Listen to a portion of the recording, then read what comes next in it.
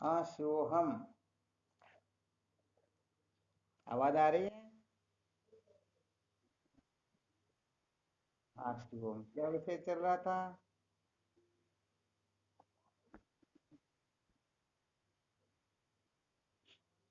संसार को बनाए रखकर कभी भी सत्य का साक्षात्कार नहीं किया जा सकता। चलो, बहुत अच्छी बात है।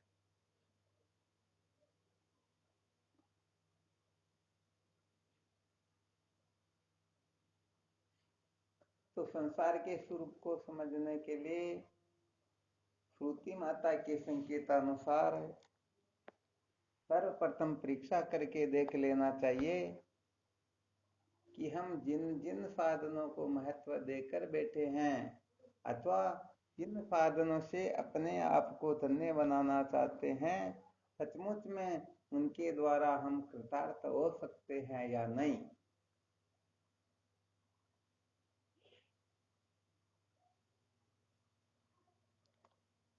यदि ये रहस्य अपने को अच्छी तरह से समझ में आ जाए तो कम से कम 99% खतरे से तो हम वैसे ही मुक्त हो जाएंगे।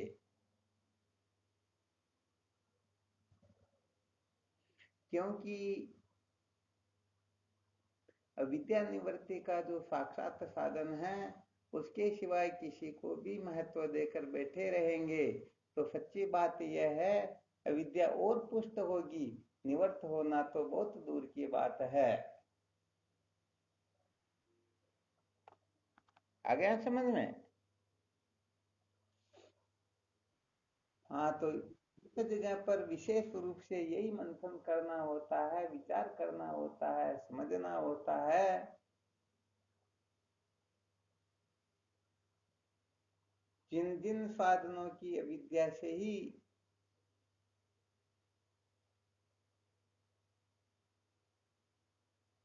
अर्थात जो जो साधन अविद्या से ही उत्पन्न होते हैं, वह साधन कभी भी अविद्या को निवृत्त करने में समर्थ होते ही नहीं। अर्थात अविद्या का जो विरोधी होता है वह विद्या ही होती है, बल्कि अविद्या से उत्पन्न साधन जो है वह विद्या का नाश करने में समर्थ नहीं होते हैं, क्योंकि कार्य कभी भी कारण को नष्ट नहीं कर सकता। ये बात तो अच्छी तरह से समझ में आ गई ना? तो यहाँ पर श्रुति माता ने जो संकेत किया, न कर्मणा न प्रजया न धनेन त्यागेन एके मानसु, न कर्म से न धन से न भोग से अमृत तत्व की प्राप्ति होती है, बल्कि इनके त्यागने से ही होती है। तो यहाँ पर बहुत सारे साधकों को प्राय शंका हो जाती है। चिन्मयदार जो मंत्र है वो कर्म का विधान करते हैं, और कुछ श्रुति ये संकेत करती हैं कि इनके त्यागने से ही अमृत तत्व की प्राप्ति होगी। तो अब हमें करना क्या चाहिए? इनका ग्रहण करना चाहिए अथवा त्याग करना चाहिए? तो ये रहस्य जो अच्छी तरह से समझ जाते हैं ना, तो सच्ची बात यह है कि इस रहस्य को समझने वाला कभी भटकता नहीं, क्योंकि उसे अच्छी तरह से पता होता है कि किस समय इनका ग्रहण करना होता है, किस समय इनका त्याग करना होता है।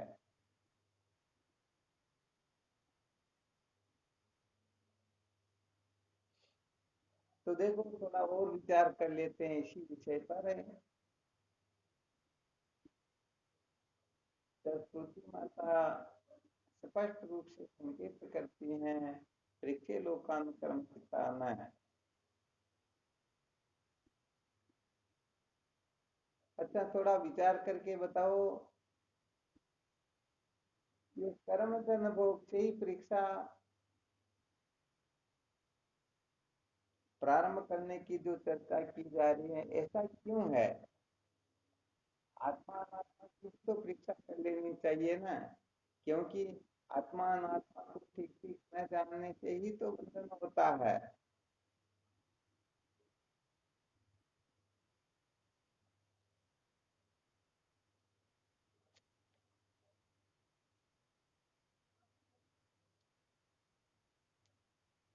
शंका समझ में आई क्या?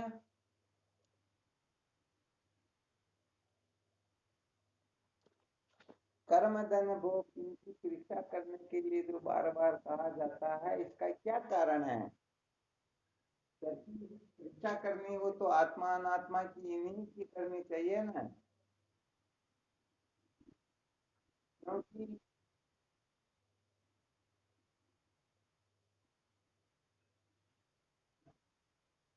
हाँ शिवम बोलो।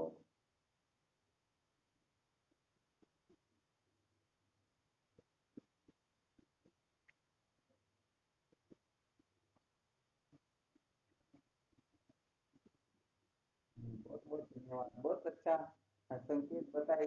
परंतु इसमें कोई हेतु बताओ ना, कारण बताओ, क्या कारण है? अच्छा, थोड़ा और संकेत कर देते हैं। यहाँ विषय जो चल रहा है वो परीक्षा का चल रहा है। हाँ, जो सूक्ष्म बुद्धि वाले साधक होंगे वो इस रहस्य को कर लेंगे। क्या पूछना चाह रहे हैं?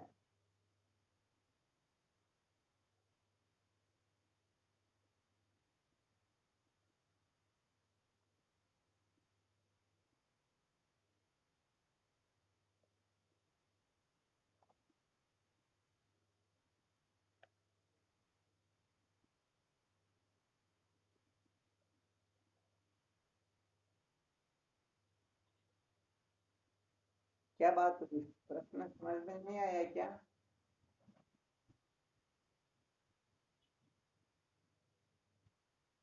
वैसे करीब करीब 70-80% तो उफरलाल जी ने बता दिया।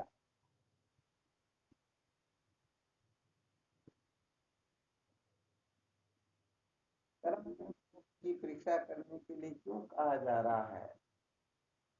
जबकि कर्म धन भोग की हम परीक्षा करेंगे तो ज्यादा से ज्यादा इससे चित्त शुद्ध हो सकता है, अज्ञान की निवृत्ति तो नहीं होगी ना। तो फिर डायरेक्ट ही इस पचड़ी में क्यों पढ़ना? डायरेक्ट ही अज्ञान की निवृत्ति हो, उसी की परीक्षा करनी चाहिए ना। हाँ, इसमें थोड़ा विशेष रहस्य, क्योंकि ये रहस्य समझने से सभी समझो साधक को बहुत बड़ा बल मिलेगा।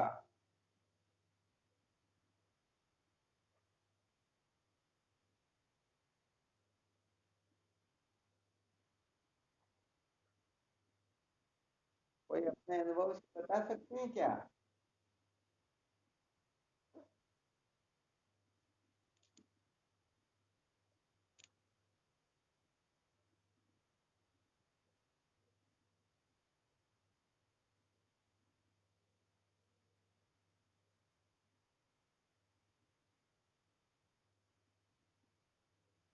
कोई कुछ नहीं?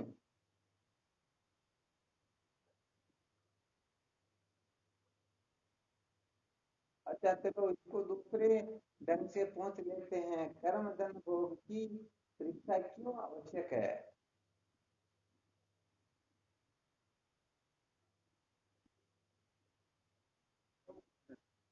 हाँ वो हम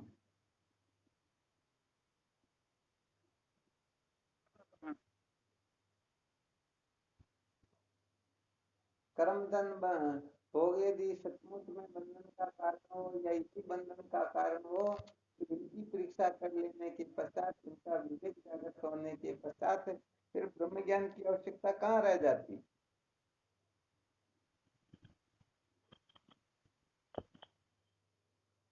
हाँ, यहाँ पर थोड़ा आप लोगों को रहस्य बता देते हैं, संकेत कर देते हैं।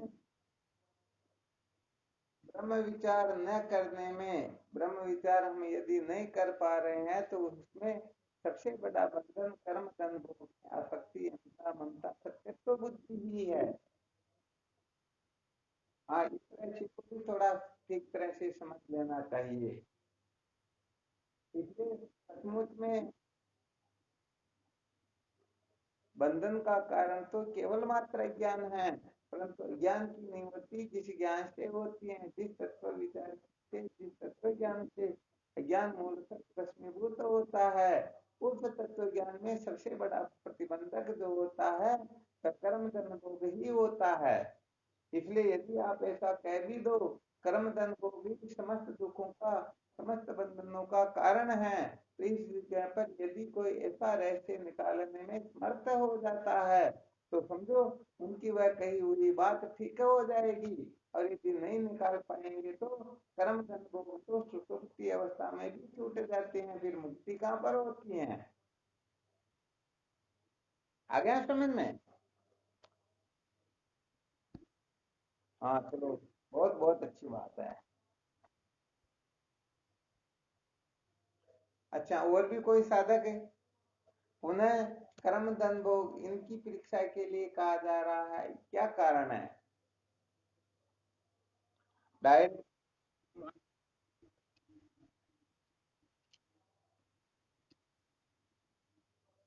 ये भी बहुत अच्छी बात है। कर्म धन भोग के द्वारा इनका सदुपयोग करके हम चित्त शुद्ध कर सकते हैं, और शुद्ध चित्त वाला अंतःकरण ही ब्रह्म विचार में समर्थ हुआ करता।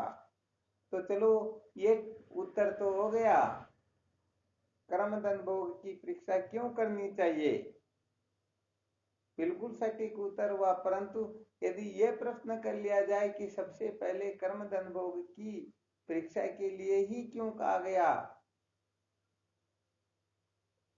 डायरेक्ट आत्मा अनात्मा की परीक्षा के लिए कह दिया जाता, क्या फर्क पड़ता?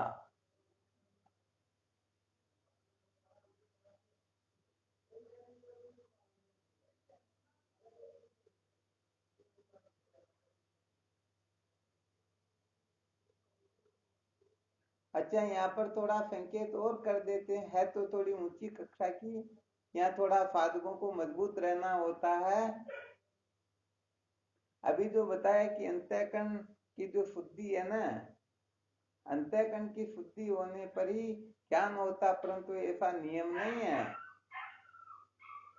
ज्ञान जो होता है वह वस्तु के अधीन होता है।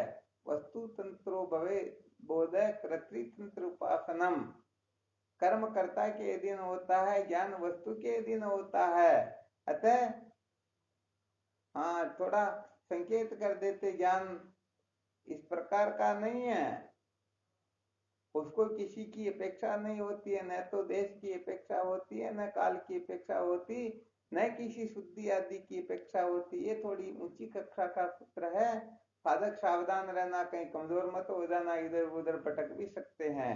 फिर भी कभी कभी सत्य का विवेचन करना ही होता है, क्योंकि सत्य की विवेचना न की जाएगी तो लोग पता नहीं कहाँ न कहीं न कहीं पर अटके हुए ही रह जाएंगे।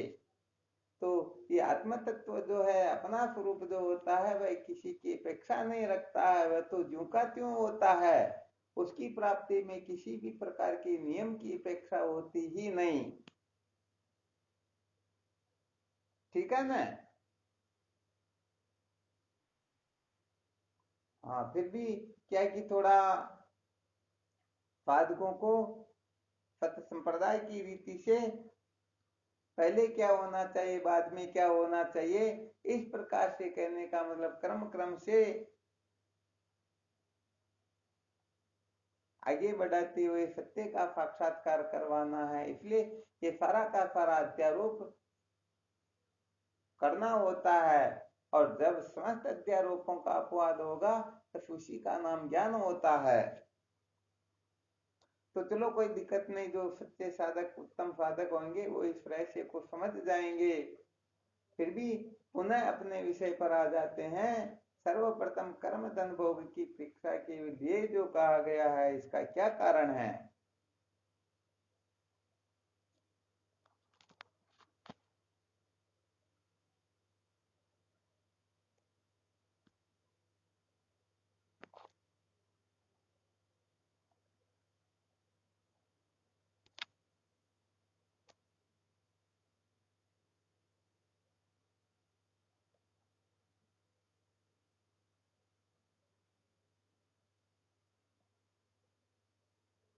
कोई बताएंगे?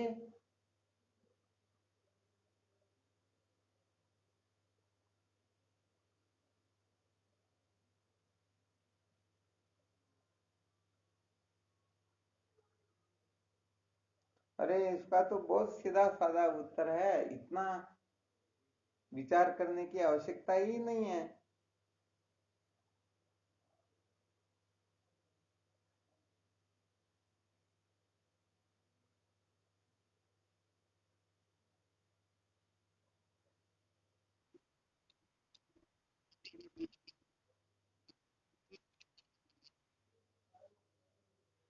बहुत बहुत अच्छी बात है।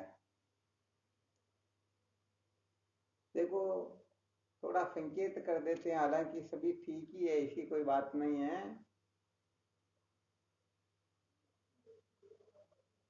इस प्रकार से अभी कहा ना थोड़ी देर पहले, जब तक चित्त शुद्ध नहीं होता है तो इस रहस्य को तो अच्छी तरह से समझ लेना चाहिए। जिनका अंतःकरण शुद्ध होगा वही आगे का विचार कर सकेगा। तो इस दृष्टि से देखा जाए तो जो कर्म धन भोग की परीक्षा नहीं कर पाएगा, क्या वो आगे न्याय करेगा क्या?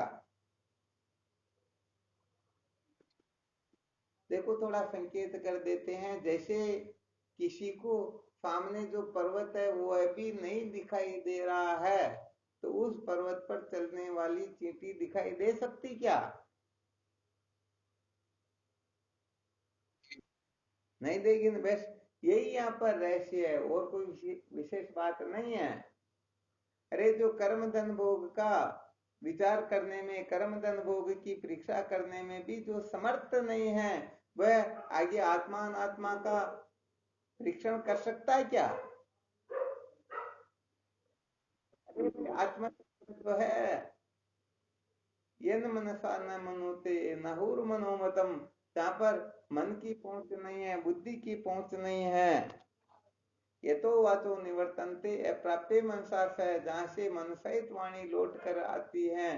तो विचार करके देखो, कर्म धन भोग अपने को स्पष्ट दिखाई देते या नहीं दिखाई देते हैं? परंतु वो आत्म तत्व जो है, जो सतह से भी विलक्षण है, जो सतह से भी परे हैं, जो सतह सतरूप भी हैं, तो बताओ उस अवांग मनस गोचर आत्म तत्व का विचार करने में समर्थ हो सकता है क्या? जो कभी भी कर्म धन भोग का विचार करने में समर्थ नहीं हुआ। अरे भाई, सीधी सादी बात है, जो स्कूल के चपरासी से मिलने की औकात नहीं रखता वह राष्ट्रपति से मिल सकता है क्या? नहीं मिल सकता न। तो कुल मिलाकर के बात यहाँ पर यही है, जो कर्म धन भोग का परीक्षण करने में समर्थ नहीं है, वह आगे कभी भी परीक्षा में सफल हो सकेगा ही नहीं, हो सकेगा ना। अच्छा, विचार करके बताओ, सबसे पहले सरकार जिनको फौज में भर्ती करती है, तो भर्ती करते ही डायरेक्ट क्या सीमा पर ले चली जाती उनको क्या? पहले ट्रेनिंग वगैरह होती या नहीं होती? हाँ, उस ट्रेनिंग में जो सफल होते हैं उसी को सीमा पर ले जाया जाता है। तो यहाँ पर भी विशेष बात यही है, जो कर्म धन भोग की परीक्षा में सफल हो जाएगा, सचमुच में वह आगे भी सफल हो सकेगा। परंतु जो कर्म धन भोग की परीक्षा में सफल कभी हुआ ही नहीं, वह कल्प कल्पांतर तक भी प्रयत्न क्यों ना कर ले, आगे कभी भी सफल होने वाला है ही नहीं। आ गया रहस्य समझ में? हाँ, ऐसा समझो, ये शाखा चंद्र न्याय एक प्रकार से चंद्र शाखा न्याय।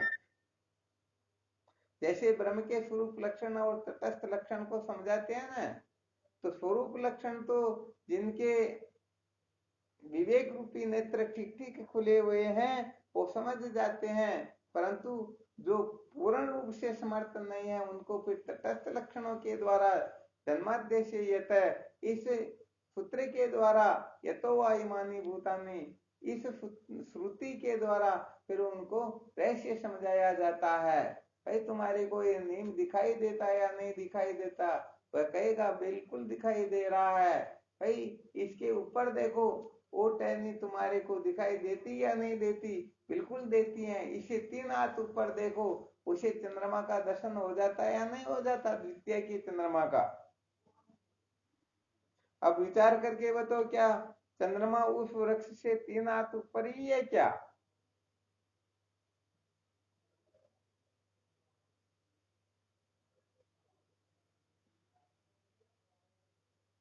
नहीं है ना। हाँ, तो यहाँ पर अब बात ये है कि जिनको नेम ही नहीं दिखाई देता है तो चंद्रमा दिखाई दे सकता है क्या? हाँ, इसलिए थोड़ा यहाँ पर अच्छी तरह से ये बार बार कर्म धन भोग के परीक्षण निरीक्षण समीक्षण के लिए जो कहते हैं, इसमें बड़ा रहस्य है।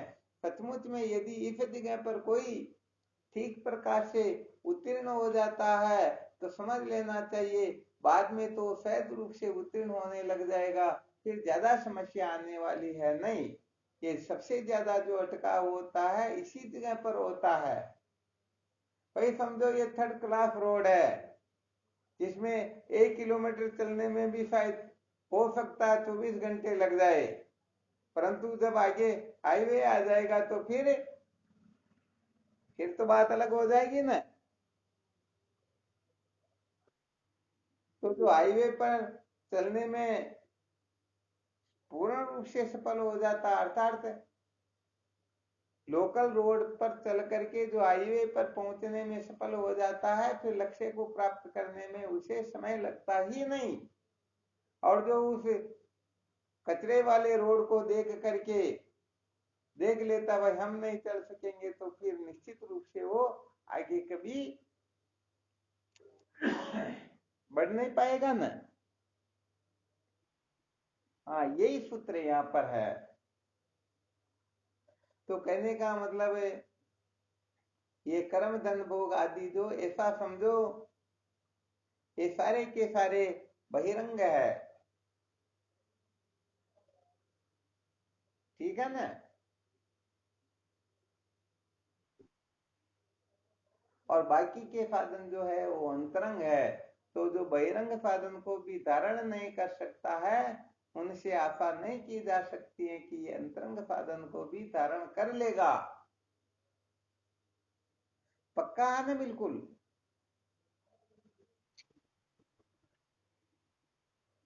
हाँ, तो यहाँ पर विशेष रूप से ये अपने को रहस्य समझ लेना है। सच्ची बात तो ये है, श्रुति माता ने जो कह दिया अक्षर अक्षर सत्य है। यदि श्रुति माता की अवहेलना करके कोई अपनी अक्ल होशियारी से कुछ भी करेगा, तो सच्ची बात तो ये है, वह कभी भी अविद्या के बंधन से मुक्त हो नहीं पाएगा, क्योंकि श्रुति माता ने जो संकेत कर दिया वो ध्रुव सत्य है। तो परीक्षे लोकान कर्म चित्तान, लोकों की परीक्षा करके देख लेना चाहिए। कर्मों के द्वारा रचित जो लोक है, ये सचमुच में अविनाशी है अथवा नाशवान है। इनको हम प्राप्त करके सदा सदा के लिए अजर अमर हो सकते हैं या नहीं, परमानंद की प्राप्ति होती है या नहीं, समस्त दुखों से छुटकारा होता है या नहीं। यदि हो जाए तो समझ लेना चाहिए अपने को इसका त्याग नहीं करना है, और यदि न हो जाए तो उनको ग्रहण करना ही नहीं।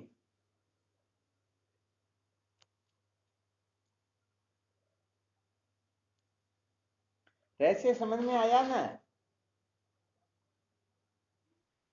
अच्छा, तो फिर ईमानदारी से बताओ, अपने को सचमुच में कर्म धन भोग का परीक्षण करना होगा या नहीं करना होगा? अच्छा, जब परीक्षा करेंगे और निर्णय ये निकल जाएगा कि कर्म धन भोग जो है सचमुच में विद्या के बंधन से मुक्त नहीं कर सकते हैं, अच्छी तरह से यदि अपने हृदय में ये बात बैठ जाए, तो बताओ इनका त्याग करना हो तो हम फिर घबराएंगे या कर देंगे? चलो, बहुत अच्छी बात भाई, कर देंगे तब तो समझो सचमुच में हम सत्य साधक हैं। और यदि देखते नहीं नहीं, अरे भाई संसार तो छूटने वाला ही है, छूटेगा या नहीं छूटेगा। हाँ, इसलिए डरना नहीं चाहिए, क्योंकि चाहे अपन कितनी भी अक्ल होशियारी क्यों ना लगा ले, फिर भी ये रहने वाला है ही नहीं। अरे भाई एक तो, हाँ शिवम बोलो।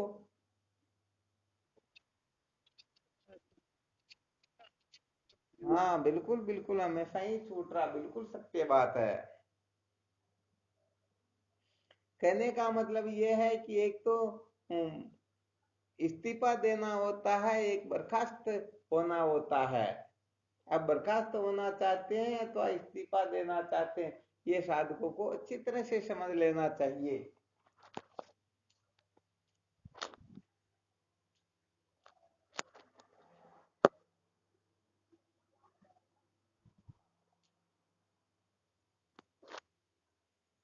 क्या अच्छा लगेगा बोलो, बर्खास्त होना अच्छा लगेगा या इस्तीफा देना? हाँ तो यदि इस्तीफा दे देंगे तो सच्ची बात है, ठोकरें नहीं लगेगी, रोना नहीं पड़ेगा, पछताना नहीं पड़ेगा, और गुट गुट करके मरना नहीं होगा, वरना सच्ची बात है बड़ी दुर्गति होगी।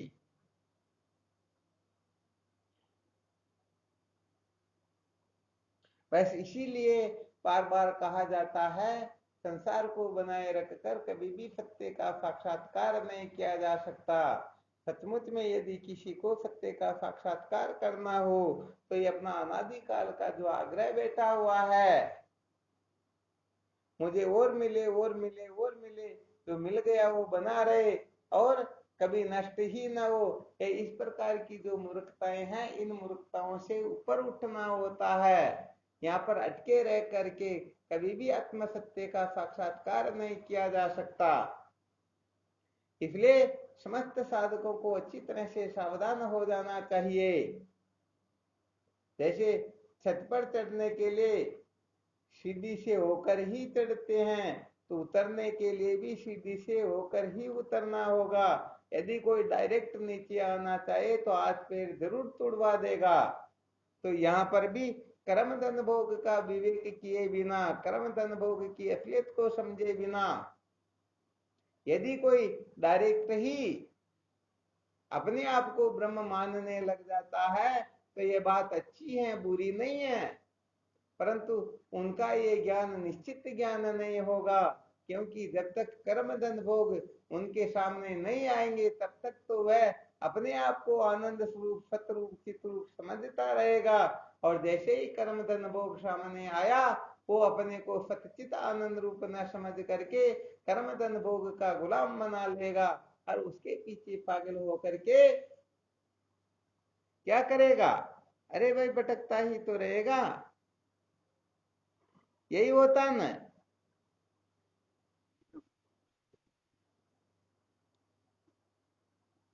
तो बस ये पक्का समझ लीजिए, कर्म धन भोग का अच्छी तरह से विश्लेषण किए बिना, अच्छी तरह से विश्लेषण का मतलब कर्म धन भोग के द्वारा अमृत तत्व की प्राप्ति नहीं होती है। कहने का मतलब केवल उपनिषद का मंत्र जो संकेत करता है, न कर्मणा न परजया न धनेन त्यागेन एके मृतत्व मानसु, यहाँ पर ये मंत्र अच्छी तरह से संकेत कर देता है कि अमृत तत्व की प्राप्ति इससे नहीं होती है। फिर भी हमारे खोपड़े में ये बात बैठी रहती कि नहीं नहीं, किसने का नहीं होता। यहाँ पर तो सारा संसार, कोई एक दो को छोड़ दीजिए, पूरे संसार में बाकी तो कर्म धन भोग के पीछे बावड़े हो रहे हैं, पागल हो रहे हैं, मरने मारने पर उतारू हो रहे हैं। तो ये सारे बेवकूफ थोड़े ही है। तो देखो श्रुति माता क्या कहती है, अपना अनुभव क्या कहता, यहाँ पर बड़ा झगड़ा झमेला होता है। तो फिर यहाँ मुंडक श्रुति संकेत कर देती है, परीक्षे लोकान कर्म चित्तान, सबसे पहले भाई तुम लड़ो झगड़ो मत, इसकी परीक्षा करके देख लो, केवल उपनिषद का मंत्र जो संकेत कर रहा है वह ठीक कर रहा है या नहीं कर रहा, अथवा आपका जो अनुभव है ये ठीक है या नहीं। तो अच्छी तरह से जब मंथन करेंगे, विश्लेषण करेंगे, इस रहस्य को अच्छी तरह से समझेंगे तो बात समझ में आ जाएगी, केवल उपनिषद का जो मंत्र संकेत कर रहा है ये अक्षर अक्षर सत्य है, यहाँ पर 1% भी गड़बड़ है ही नहीं। अब बात ये आ जाती है, जब अच्छी तरह से समझ लेते हैं कि इनके द्वारा हम अजर अमर नहीं हो सकते हैं, सत्य का साक्षात्कार नहीं कर सकते हैं, अब हम इनको बनाए रखना चाहते हैं अथवा इनसे ऊपर उठ करके सत्य का साक्षात्कार करना चाहते हैं, ये अपने आप की बात है। चलो ठीक, आपकी मर्जी में आए जो करते रहना, परंतु कम से कम असलियत को जान तो लो। हो सकता है जीवन में किसी मोड़ पर, किसी जगह पर, हालांकि ऐसा तो देखने में आता नहीं, बहुत ही दुर्लभ बात होती है। जैसे लोग कहते हुए हमको कोई किसी कहानी सुनाओ, कोई दृष्टांत सुनाओ, किसी को कैसे वैराग्य हुआ ये सुनाओ। अरे भाई, ऐसे बहुत सारे दृष्टांत शास्त्रों में भरे हुए हैं, उनको सुन करके क्या कर लोगे। ये घटनाएं अपने साथ में प्रतिदिन घट रही है, रोज जूते चप्पल इधर से उधर फेंके जा रहे हैं, फिर भी वैराग्य नहीं होता है, तो दृष्टांत सुन करके क्या कर लेंगे? पक्का है या नहीं?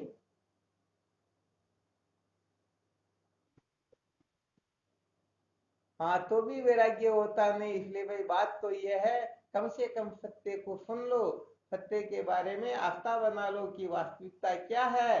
हो सकता कभी ऐसे पुण्य, अनंत जन्मों के पुण्य जागृत हो और ऐसी जिज्ञासा जागृत हो जाए कि मुझे इस बंधन से मुक्त होना है। उस समय कर्म धन भोग को महत्व न दे करके, पद प्रतिष्ठा को महत्व न दे करके, मान बढ़ाई को महत्व न दे करके, अर्थात समस्त अभिमानों का त्याग करके फिर संत महापुरुषों की शरणागत होना।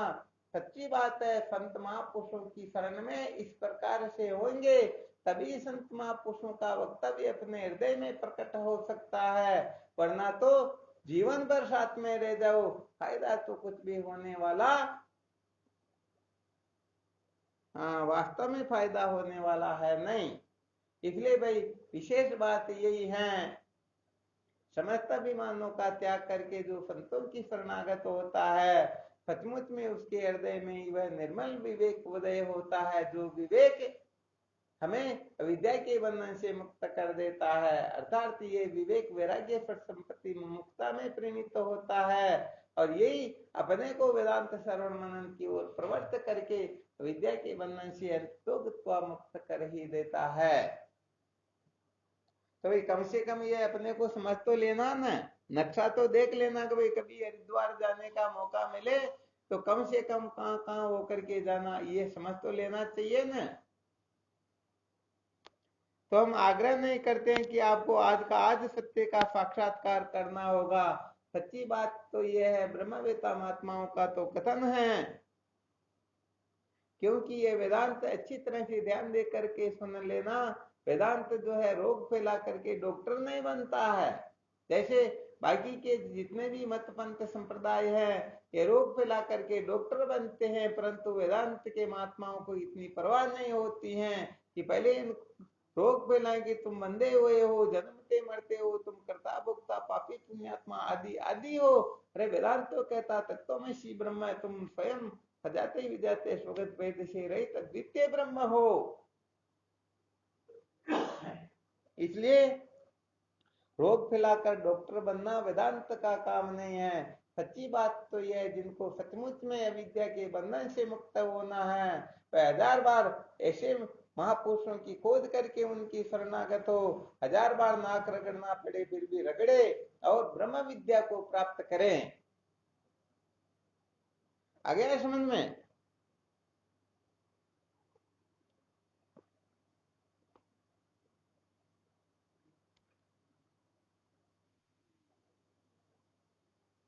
हाँ, तो ये आपको रहस्य बताया, इसके लिए आप मंथन आदि करते रहना, निश्चय करते रहना। सचमुच में यदि ठीक ठीक निश्चय हो गया तो वास्तव में जीवन धन्य हो जाएगा, वरना ये संसार अनादिकाल से चलता रहा, सारा का सारा कल्पित स्मृति से व्यवहार होता है।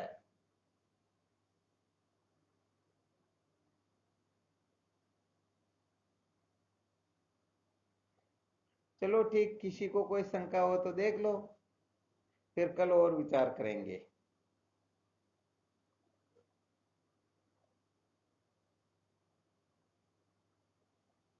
कोई शंका नहीं? चलो ठीक, फिर करो, विश्राम करो और क्या, और चिंतन मनन करते रहना। ठीक, शिवोहम।